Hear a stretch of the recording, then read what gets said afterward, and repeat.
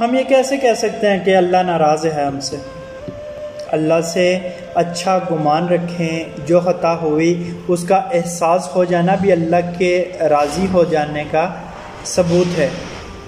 बस अगला कदम अल्लाह की जानिब खलूस व मोहब्बत सदके दिल से रुजू कर लेना है। अल्लाह हमसे नाराज़ होने के बहाने नहीं ढूंढता। वो अल्लाह है, अल्लाह करीम है, रहीम है। वो हमें मोहब्बत से देखता है, बेहद मोहब्बत से। इस दुनिया में वाहिद उसके एहसास में ये मान मिलता है कि वो हमसे मोहब्बत करता है और हम कैसे भी हों, किसी भी हाल में हों, वो हमें तन्हा नहीं छोड़ता। वो थामे हुए है, वो थामे रखेगा।